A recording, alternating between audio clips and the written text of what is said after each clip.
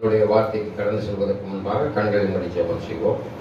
மகா இரக்கமும் கிருபையும் நிறைந்த எங்கள் ஆண்டவராகிய இயேசு கிறிஸ்து, இந்த காலை வேளையிலே உடைய வார்த்தையை நாங்கள் கேட்க இருக்கிறோம். இதனாலே அடியான் மூலமாக பிரசன்ட் பண்ண இருக்க தேவ வார்த்தை ஆண்டவரே ஆலயத்துக்குள்ளாக அமர்ந்திருக்கிற பிள்ளைகளுக்கு மாத்திரமல்ல, ஒளிபெருக்கும் மூலமாய் உள்ளே வெளியே கேட்டுக்கொண்டிருக்கிற சகோதர சகோதரிகளுக்கு மிகுந்த ஆசீர்வாதமாய் மாற்றித் தர வேண்டும் என்று இயேசுவின் நாமத்தில் வேண்டுகிறாவே. ஆமென். அல்லேலூயா. இன்றைய நாளிலே நாம் தியானிக்க இருக்கிற வேத வசனம், தேவனை நம்ப வேண்டும். யாரை நம்பணும்? கடவுளை, இயேசுவை நம்ப வேண்டும். இயேசு கிறிஸ்து இந்த உலகத்திற்கு வந்தார், எனக்காக சிலுவையிலே அடிக்கப்பட்டார், நொறுக்கப்பட்டார், என்னுடைய பாவங்கள் அனைத்தையும் சுமந்து தீர்த்தார் என்று என்ன செய்ய வேண்டும்? நம்ம நம்ப வேண்டும், விசுவாசிக்க வேண்டும். அல்லேலூயா. இந்த நாளிலே நாம் தியானிக்க இருக்கிற காரியம், நம்பிக்கையினுடைய நோக்கம். எதுக்கு நம்ப வேண்டும்? தேவனை ஏன் நம்பணும்? அதனுடைய நோக்கம் என்ன என்பதை குறித்து தியானிக்க இருக்கிறோம். முதலாவது யோபின் புஸ்தகம் 13ஆம் அதிகாரம் 15வது வசனத்தை பார்ப்போம். யோபின் புஸ்தகம் 13வது அதிகாரம் 15வது வசனம். அல்லேலூயா. யோபின் புஸ்தகம் 13ஆம் அதிகாரம் 15வது வசனம். தேவனை நம்பிக்கையின் இலக்கானவராக இருக்கிறார். என்னவா இருக்கிறார்? தேவன் நம்பிக்கையினுடைய இலக்காக இருக்கிறார் என்று சொல்லப்பட்டிருக்கிறது. அவர் என்னை கொன்று போட்டாலும் அவர் என்னை கொன்று போட்டாலும் அவர் மேல் நம்பிக்கையாய் இருப்பேன். அவர் மேல் நம்பிக்கையாய் இருப்பேன். ஆனாலும் என் வழிகளை அவருக்கு முன்பாக ரூபகாரம் பண்ணுவேன். ஆனாலும் என் வழிகளை அவருக்கு முன்பாக ரூபகாரம் பண்ணுவேன். அல்லேலூயா. ரூபகாரம் என்பது எதை குறிக்கிறது என்றால், அவருக்கு நான் உண்மையாக இருப்பேன். அவர் என்னை கொன்று போட்டாலும் கூட நான் அவருக்கு என்னவா இருப்பேன்? உண்மையாக இருக்க வேண்டும். கடவுளுக்கு யாரெல்லாம் உண்மையா இருக்குமோ அவங்களுக்கு என்ன வரும்? போராட்டம் வரும், கஷ்டம் வரும், துன்பம் வரும். அல்லேலூயா. சிலுவையை குறித்த உபதேசம் கெட்டு போறவர்களுக்கு பைத்தியமாக இருக்கும். அல்லேலூயா. இன்னைக்கு எவன் ஒருவன் என்னை பின்பற்றி வர வேண்டும் என்றால் தன் சிலுவையை எடுத்துக்கொண்டு பின்னே வா என்று சொல்லப்பட்டிருக்கிறது. அதான் வேதவசனம் சொல்லுது, உலகத்துல உபத்திரம் உண்டு, திறன்போல் நான் உலகத்தை ஜெயித்திருக்கிறேன். அங்கு யோபுவுக்கு போராட்டம் வந்துச்சு. ஏன்னா அவர் கடவுளை நம்பினார், அவர் விசுவாசித்தார், தேவன் என்னோடு இருக்கிறார், அவர் ஒரு நாள் என்ன கைவிட மாட்டார் என்று யோபு விசுவாசித்தார்.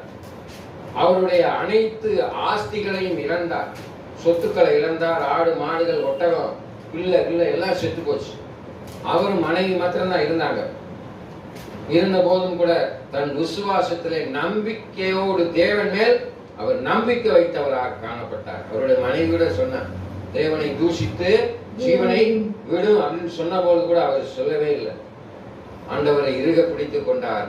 இரட்டிப்பான நன்மையினாலே யோபு ஆசீர்வதிக்கப்பட்டார் என்று பார்க்கிறோம். முந்தின நிலைமையை காட்டிலும் இரட்டிப்பான நன்மையினாலே அவர் ஆசீர்வாதத்தை பெற்றார். நீங்களும் தேவன் மீது நம்பிக்கையா இருப்பீர்களால் இப்பொழுது இருக்கக்கூடிய ஆசீர்வாதத்தை காட்டிலும் 2 மடங்காக ஆண்டவர் 2 மடங்காக என்ன செய்வார்? உங்களை ஆசீர்வதிப்பார். யோபுவை போல ஒரு உத்தமன் இந்த உலகத்தில் பிறந்ததும் இல்லை, இனி பிறக்க போவதும் இல்லை என்று சொல்லியிருக்கிறார். இருந்தாலும் கூட நாம் தேவன் மீது என்ன செய்யணுமா? நம்பிக்கை கொண்டவர்களாக காணப்பட வேண்டும். நம்பிக்கையின் நோக்கம் என்னென்ன? ஆண்டவரை நம்ம இருக்க பிடிச்சுக்கிட்டோம்னா எதுவுமே நம்மள அணுகாது, தீங்கு முனை அணுகாது, பொல்லாப்பு உனக்கு நேரிடாது. அல்லேலூயா. அன்றைய நாளிலே கோலியாத் மிகப்பெரிய பலசாலியாக காணப்பட்டான், தாவீதோ ஒரு சின்ன மனுஷனாக காணப்பட்டான். அதனால என்னாச்சு? யாருமே வீழ்த்த முடியாத அந்த கோலியாத்தை 5 கற்களையும் ஒரு கவனையும் கொண்டு லேசாக அவனை என்ன செஞ்சான்? கோலியாத்தை வீழ்த்தினார் என்று பார்க்கிறோம். தாவீதுக்கு கடவுள் அவனோடு இருந்தார், நம்பிக்கை இருந்தது, விசுவாசம் இருந்தது, தைரியம் இருந்தது. அதனுடைய அவன் பயப்படாதே, திகையாதே, நான் உன் தெய்வம் என்று சொல்லி இருக்கிறார். அல்லேலூயா. இன்னைக்கு பயப்படாதீங்க. உங்க சூழ்நிலையில கஷ்டம் வரலாம், போராட்டம் வரலாம், துன்பம் வரலாம். எந்த சூழ்நிலையும் பயப்படாதபடி தேவன் மேல் நீங்கள் நம்பிக்கையாக இருப்பீர்களானால் தேவன் உங்கள் பக்கத்தில் இருந்து உங்களை என்ன செய்வாரு? வெற்றி சிறக்க பண்ணுவார். அல்லேலூயா. சங்கீத புஸ்தகம் 25:5. சங்கீத புஸ்தகம் 25:5. சங்கீத புஸ்தகம் 25:5. அல்லேலூயா. உம்முடைய சத்தியத்திலே என்னை நடத்தி உம்முடைய சத்தியத்திலே என்னை நடத்தி என்னை போதித்தருளும். நீரே என் ரட்சிப்பின் தேவன். உம்மை நோக்கி நாள் முழுதும் காத்திருக்கிறேன். அல்லேலூயா. இந்த நாளிலே நம்ம என்ன செய்யணும்? நாள் முழுவதும் காத்திருக்க வேண்டும். எதற்காக காத்திருக்கணும்? ரட்சிப்பின் தேவனாக இருக்கிறார், நம்பிக்கையின் தேவனாக இருக்கிறார். வேதவசனத்துல ஆரம்பத்துல என்ன சொல்லிட்டு பாருங்க, சத்தியத்திலே நடத்தணும். இன்னைக்கு ஆண்டோடைய வார்த்தையின்படி யாரெல்லாம் நடக்கிறோமோ அவங்க எல்லாம் யாரு? நீதிமான்கள் என்று அழைக்கப்படுவார்கள். அல்லேலூயா. ஆண்டோடைய வார்த்தைக்கு புறம்பா நடந்தோம்னா நம்ம ஆண்டோடைய வார்த்தை விட்டு தவறுனா விழுந்துடும். அதனாலதான் சொல்லுது, வாலிபன் தன் வழியை எதனால் சுத்தம் பண்ணுவான் அப்படி என்று சொல்லி கேட்ட கேள்விக்கு என்ன சொல்றாரு? திரு வசனத்தினால் சுத்தம் பண்றான். ஆமென். அல்லேலூயா. வாசிங்க. என்னை போதித்தருளும். பாத்தீங்களா? ரட்சிப்பு இல்லாம இந்த உலகத்துல நிச்சயம் இல்ல. ரட்சிப்பு பட்டாதான் நீங்க தேவ ராஜ்யத்தை அடைய முடியும், இலக்கை அடைய முடியும். எதற்காக இந்த உலகத்திற்கு இயேசு கிறிஸ்து வந்தார்? யோவான் 3:17 சொல்லி இருக்குது, உலகத்தை ஆக்கினிக்குள் தீர்க்க வராமல் உலகத்தை ரட்சிக்கும்படியாக இயேசு கிறிஸ்து இந்த உலகத்திற்கு வந்தார் என்று பார்க்கிறோம். ரட்சிப்பின் தேவனே, உம்மை நோக்கி நாள் முழுவதும் காத்திருக்கிறேன். ஒவ்வொரு நாளும் நம்ம காத்திருக்கணும். அல்லேலூயா. ஒவ்வொரு நாள் என்ன செஞ்சிருக்கணும்? நம்ம we have to wait for the Lord Jesus Christ. இயேசு கிறிஸ்துவின் வார்த்தைக்காக, அவர் நம்முடைய வாழ்க்கையிலே நம்மளை நடத்துவதற்காக என்ன செய்யணும்? காத்திருக்க வேண்டும் என்று சொல்லி இருக்கிறது. எப்படி காத்திருக்கணும்? வசனங்கள் மூலமாக, வேத வார்த்தைகள் மூலமாக காத்திருக்கணும். சங்கீத புத்தகம் 39:7 வாசிங்க. 39:7. அல்லேலூயா. சங்கீத புத்தகம் 39:7. இப்போதும் ஆண்டவரே, நான் எதற்கு எதிர்பார்த்திருக்கிறேன்? நீரே நம்பிக்கை. எதை எதிர்பார்த்திருக்கிறீங்க? ஆண்டவர் தான் என் வாழ்க்கையில நம்பிக்கையா இருக்கிறார். நம்பிக்கை நட்சத்திரமே, நம்பிக்கை நாயகனாக இருக்கிறார். ஆண்டவராய் இயேசு கிறிஸ்துவை நம்பி வரவங்க ஒரு நாள் என்ன செய்வதில்லை? கெட்டு போவதில்லை என்று வேதம் சொல்லுது. அல்லேலூயா. என்ன சொல்லுது? ஆண்டவர் நம்புறவங்க ஒரு நாள் கெட்டு போக மாட்டாங்க என்று சொல்லி இருக்குது. அல்லேலூயா. அங்கே வேதவசனம் சொல்லுது பாருங்க. ரோமரின் புத்தகம் 4:17-8. 4:17-8 வாசிங்க. ரோமரின் புத்தகம் 4:17-8 வாசிங்க. 4ஆம் அதிகாரம் 14வது வசனம் 18வது வசனம், இரண்டு வசனங்கள் வாசிங்க. 4ஆம் அதிகாரம் 17-18. ரோமர் 4. அநேக ஜாதிகளுக்கு உன்னை தகப்பனாக ஏற்படுத்தினேன் என்று எழுதியிருக்கிறபடி அவன் தான் விசுவாசித்தவருமாய் மரித்தவரை உயிர்ப்பித்து இல்லாதவர்களை இருக்கிறவரை விசுவாசித்தவர் மரித்தவர் உயிர்த்தவரை விசுவாசித்து இல்லாதவர்களை இருக்கிறவர்களை போல் அழைக்கிறவருமாய் தேவனுக்கு முன்பாக நம்ம எல்லாருக்கும் தகப்பனானால் உன் சந்ததி இவ்வளவாயிருக்கும் என்று சொல்லப்பட்டபடியே நான் அநேக ஜாதிகளுக்கு தகப்பனாவதை நம்புவதற்கு ஏதுமில்லாதிருந்தும் என்னவா இருந்து ஏதுமில்லாத இருந்தும் நம்பிக்கையோட விசுவாசித்தான். நம்பிக்கையோட விசுவாசித்தான். உங்க வாழ்க்கையில வருமா வராதா என்று சொல்லி சந்தேகத்தோடு இருக்கிற இந்த பிரச்சனையிலிருந்து எனக்கு தீர்வு கிடைக்குமா? என் வாழ்க்கையில நான் வெற்றி பெறுவேனா? எனக்கு இந்த சமாதானம் கிடைக்குமா? எனக்கு இந்த வியாதியிலிருந்து விடுதலை கிடைக்குமா என்று சந்தேகத்தோடு இருக்கிற அன்பான சகோதர சகோதரிகளே, நீ தேவனை விசுவாசிப்பால் தேவ மகிமையை காண்பாய். எதை காண்பிப்பா? தேவ மகிமையை காண முடியும். If you believe the Lord Jesus Christ, இயேசுவை நீ விசுவாசிப்பாய், ஆனால் தேவ மகிமையை காண முடியும். ஆமென். அங்கே திருவசனம் சொல்லுது பாருங்க. 1 தீமோத்தேயுவின் புத்தகம் 5ஆம் அதிகாரம் 5வது வசனம். 1 தீமோத்தேயுவின் புத்தகம் 5ஆம் அதிகாரம் 5வது வசனம் வாசிங்க. 1 தீமோத்தேயுவின் புத்தகம் 5ஆம் அதிகாரம் 5வது வசனம். உத்தம விதவையாக இருந்து என்னவா இருந்து? உத்தம விதவையாக இருந்து தனிமையாய் இருக்கிறவள் தேவனிடத்தில் நம்பிக்கை உள்ளவளாய் இரவும் பகலும் வேண்டுதலிலும் ஜெபங்களிலும் நிலைத்திருப்பாள். இரவும் பகலும் ஜெபங்களிலும் வேத வசனங்களிலும் அவர் என்ன செஞ்சிருப்பார்? நிலைத்திருப்பாள். விதவையாய் இருக்கிறவ இரவும் பகலும் வேத வசனத்துல என்னவா இருக்கணும்? நம்பிக்கையோடு விசுவாசத்தோடு விழித்திருந்து ஜெபித்துக் கொண்டு நம்பிக்கையோடு இருக்க வேண்டிய ஆண்டவர் என் வாழ்க்கையிலே ஒரு மாற்றத்தை உண்டு பண்ணுவார்.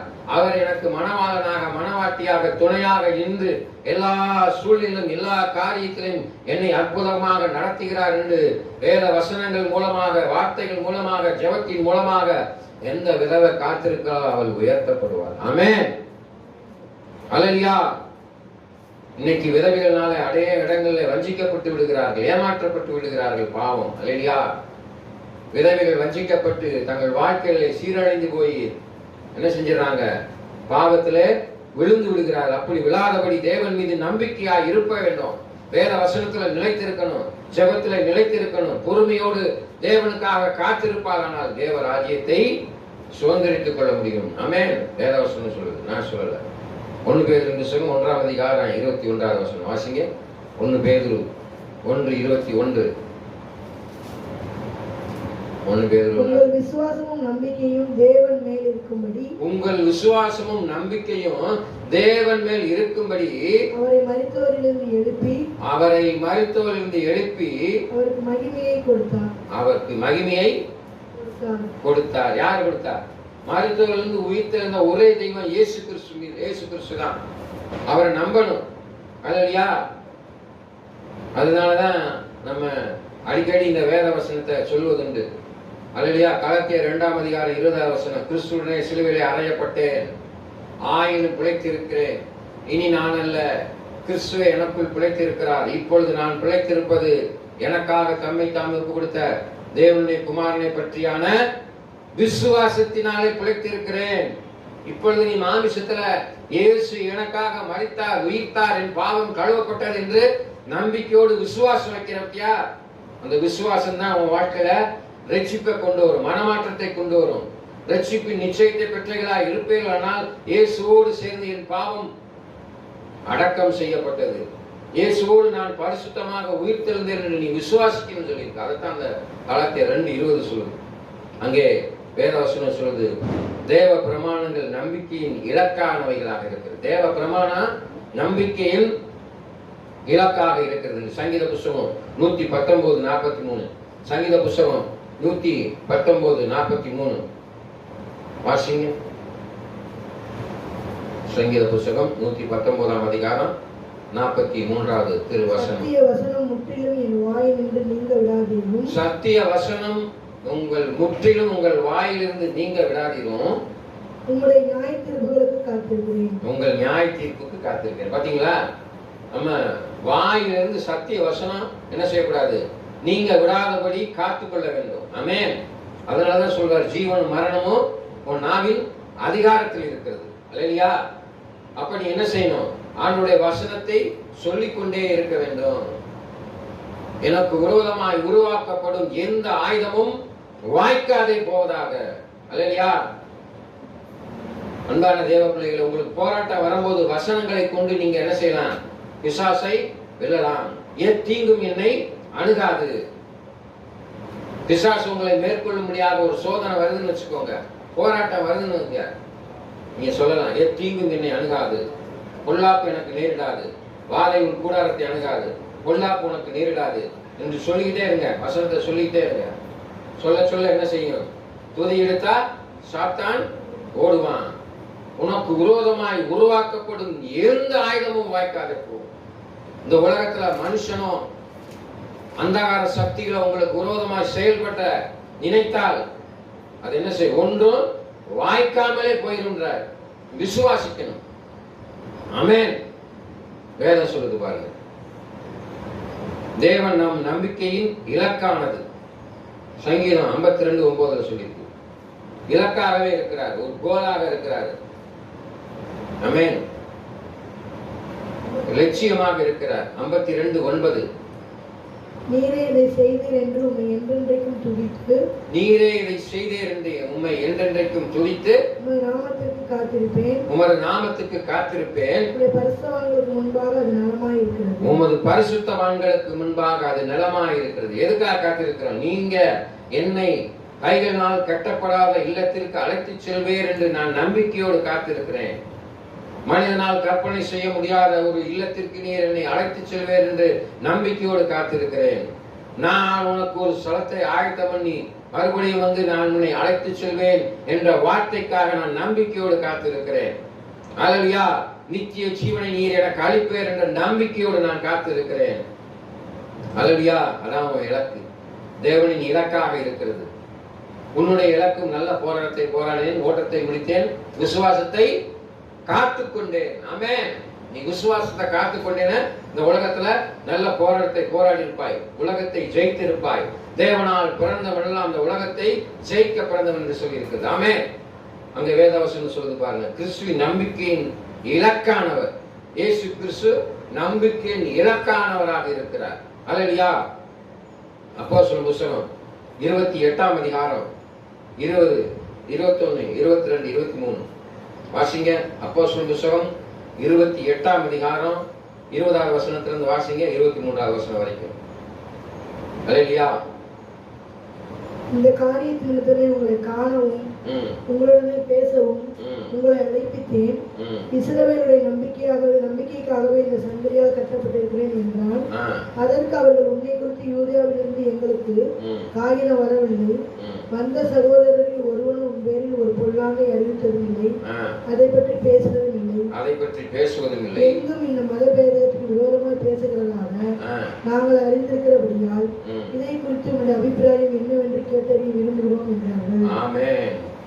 எத்தனை வரைக்கும்? 23 வரைக்கும். அதற்காக அவர்கள் ஒரு நாளை குறித்து அநேகம் பேர் அவன் தங்கியிருந்த வீட்டிற்கு அவனிடத்தில் வந்தார்கள்.